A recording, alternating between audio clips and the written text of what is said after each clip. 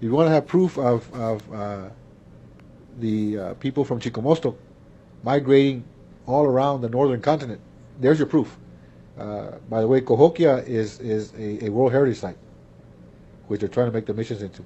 Maybe through Cahokia we can prove that the Aztecas built it, and we have the right to migrate from north to south and south to north.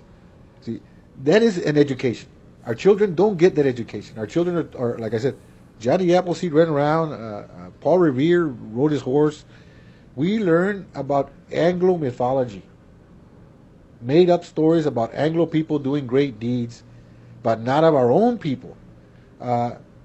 We are the foremost, or our ancestors were the foremost astronomers. They mapped the stars before anybody else.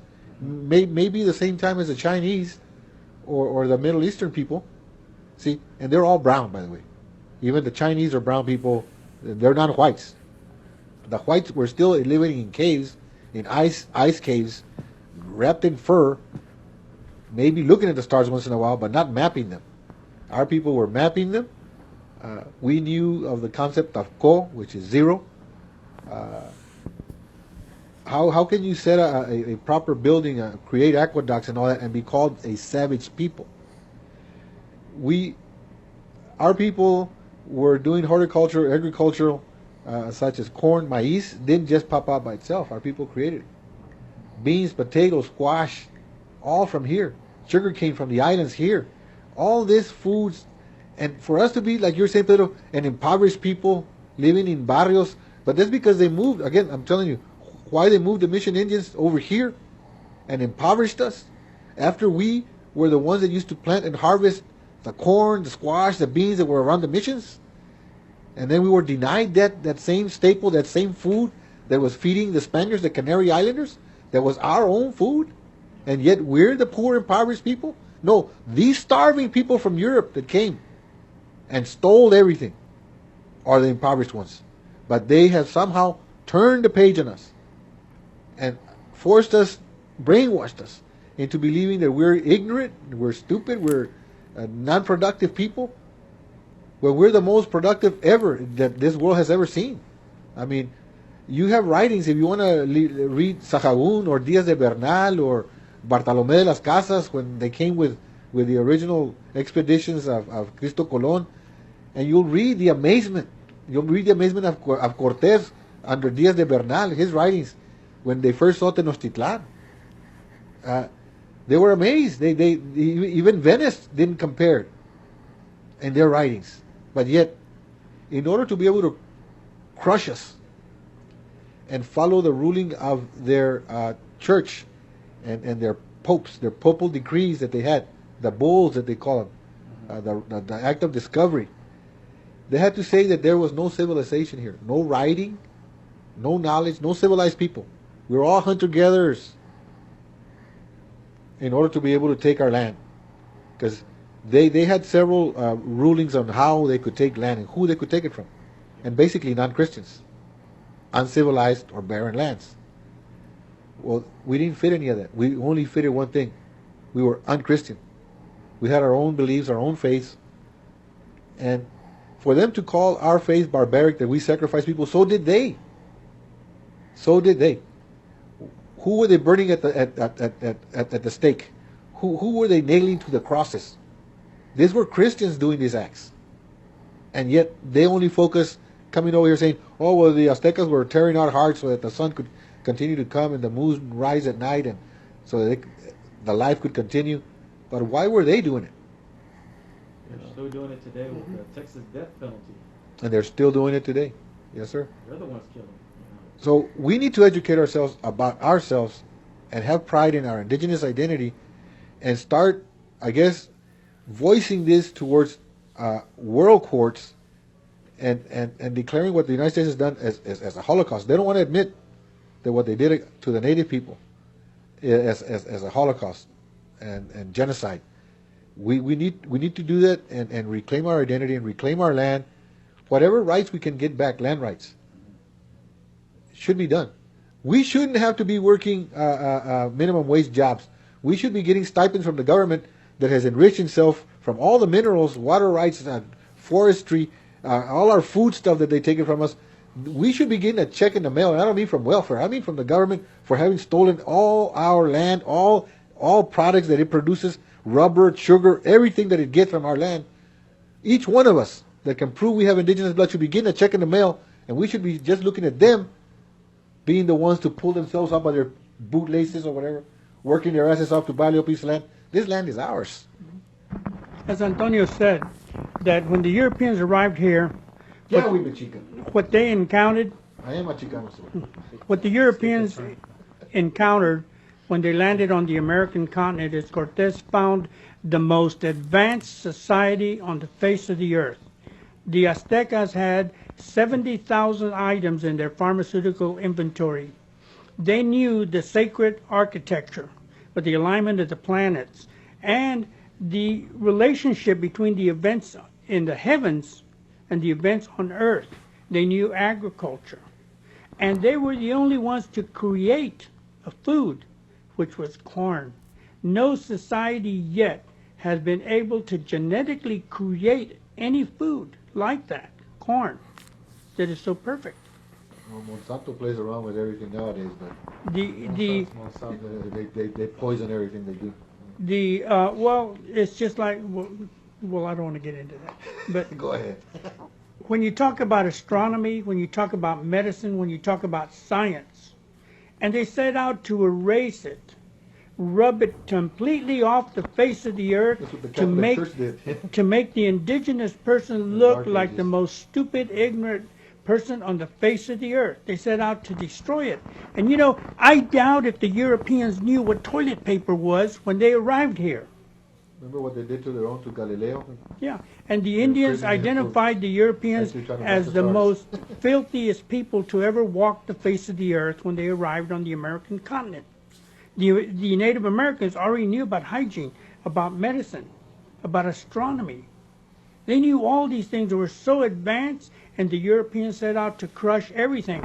And they brought with them a Bible. Now, look at this. I'm not criticizing religion. I'm not criticizing the Bible. But I'm saying like this, the Bible is a brown man's religion. The Jewish people, the Arabs. It has been embraced. It has been embraced by a white culture that believes that God destined them to convert the world to Christianity. And they changed his color to white too. Yes, and if Christianity is all of that, why are we asking for our rights? Why do we have to ask for our rights? And the minute we do, we're labeled radicals because we want our children to know who they are. We want our educational system to do what it should do, and we want this country to be equal for all, not just the fortunate few. Things are leaning towards Arizona, and Arizona is becoming the model of what the Republican Party and the white Christian values are all about. By the thieving few. Exactly. Exactly. Not the fortunate few. You have to look at Arizona. The trends are coming out of Arizona. Now, we grew up in Texas, and I will say that Texas was the most racist state in this country because Texas faced off two different countries to defend the right to keep slaves. I was never taught that in school. You know, I knew nothing about that. I knew nothing that Crockett, Bowie, and these guys were thieves that were one step ahead of the sheriff when they landed here, but yet they're national heroes. They're made bigger than life.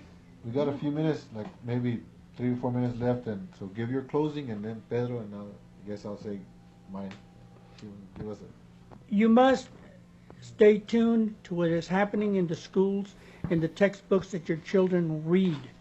Do not be ashamed to say that you are Mexican. You know, if you label yourself a Hispanic, you're falling in the trap. You're putting your head in the cannon. That's a good point. In Arizona, they had banned a lot of books. And if it talks about radicalism, uprising, Chicano Manifesto, anything that empowers the mind of a brown person, it's dangerous. Like myself, I have a college degree from UTSA, and I'm considered dangerous because I'm educated. But I just want to talk about education. You're a brown, educated person. So you're dangerous. You're dangerous. And so, even though with 6 years in the Army, 11 Bravo, also makes me dangerous too. But besides that, we talk about Tenochtitlan. They had waterways. They had chinampas, like floating islands that you can actually plant on them. You know, the advanced civilization that was there when the Spaniards came, it was just like for them to just looking for gold and be in awe, like, wow, you know, how could you build this stuff, you know? Where did it come from? And for them to destroy it, and you talk about Bibles, Ron, the Mexica had so many Bibles, and they were sent to different museums all over the world. Some in Austria. They even took the headdress of Moctezuma. They took many things. But I want to go ahead and let them know that the people here are still here. Whether there be a river, whatever you want to call it, as a reminder, the Treaty of Guadalupe Hidalgo, 1848, we're still here. You know, you can call us Hispanics, Latinos, Mexican-Americans, but we're all living over here. You know, some of us might be deported. Some of us are still here because we're citizens of the United States. You know, we'll serve this country just as many of the Native Americans that I served with. One of my friends, his name was Blackout, and he was from up in Wisconsin area, and he was Native American. I was telling him, you know, we have some similarities, you know, but we're here serving our country, the good USA, and you know, what we can do is bring awareness to how we can empower ourselves. Just real fast. Now, there's no good USA, okay? I mean, we're living under an occupied condition. I like to say that. We do what we have to do to stay alive and survive. We cannot do any insurgencies or anything as that they're called insurgents in the Middle East, even though those people are fighting for their land rights, because they're going in there and taking away their mineral rights to oil, to natural gas, to whatever they want, trees, whatever it is. And that already happened to us. So we can't go that route anymore. So we need to confront this in a good way, in an educated way, and try to keep the moral high ground, which is we are knowledgeable of our roots, and our roots are as indigenous people with inherent rights, and we're not U.S. citizens. And with that one thing, I agree with my friend, my time in and time out friend, Rodolfo Munoz. We are not U.S. citizens. We may be U.S. citizens only because of occupation, not by choice. Not by choice. Not by choice. See, if we had a choice, we could negotiate for those land rights, those mineral rights, those water rights, all those agricultural rights that are denied us. But we are not citizens. Those people in reservations have one thing that helps them. They were kept in prison, and so they kept some of their culture. I was telling Ron earlier, they put us in these missions that did the same thing. That was the Indian school for us, where they stripped us of our identity, but yet when they were done with us, what they did, they gave us the boot, kicked us out, and said, you don't even have a reservation. This concentration camp belongs to the missionaries. It doesn't belong to you. Antonio Diaz, you can call us what you want to. I'll say one thing, what Judge Albert Peña used to say, I am not a Hispanic because I'm not from Spain.